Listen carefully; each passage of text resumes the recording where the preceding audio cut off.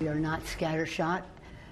We are not doing any investigation for a political purpose, but to seek the truth. So I think a word that you could describe about how Democrats will go forward in this regard is we will be very strategic.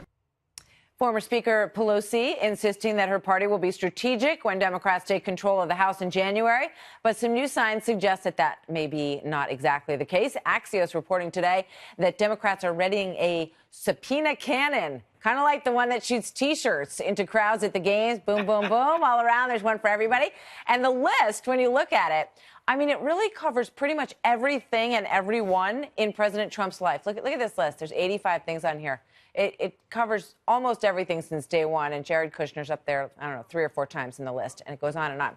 So, as I said, it's comprehensive, shall we say?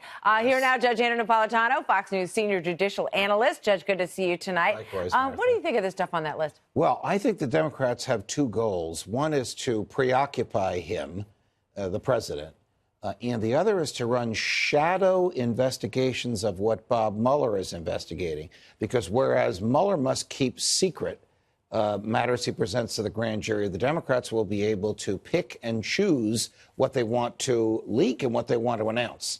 What is the goal of this? To wreck the president's presidency, to drive him crazy. I've been talking to Democrats all weekend. They believe that they have a mandate from their base to attack the president, to investigate rather than legislate. You and I were together when you and Brett Baer on election night were interrogating Ed Rendell.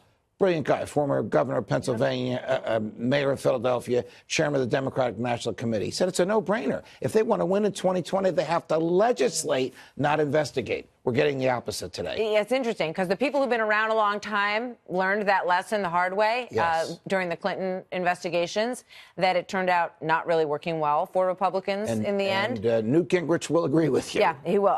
Here's a couple more sound bites from the weekend with regard to Matt Whitaker. Watch this.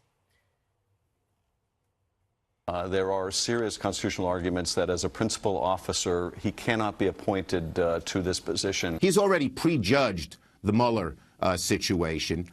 If he stays there, he will create a constitutional crisis. That he should never have been appointed, and that it does violence to the Constitution.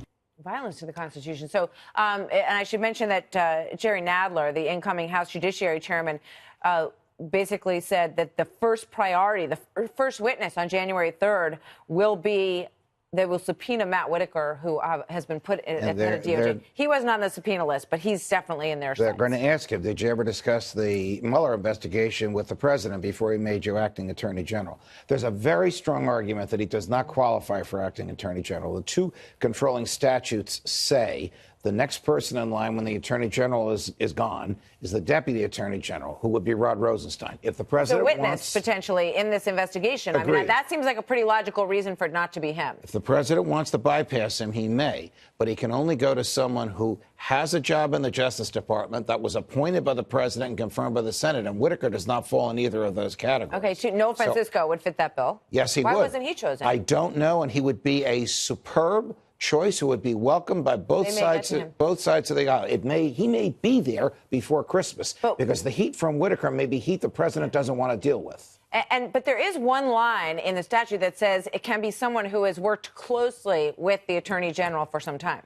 Yes. And this is the chief of staff. Which Matt Whitaker has. But the 2 absolute requirements in both statutes are presidential appointment, Senate confirmation. He had one 10 years ago, but he has to have one at the time of his designation, which he doesn't. Judge, thank you. You're we'll welcome. See what happens. Thanks. Judge Andrew Napolitano. All the best.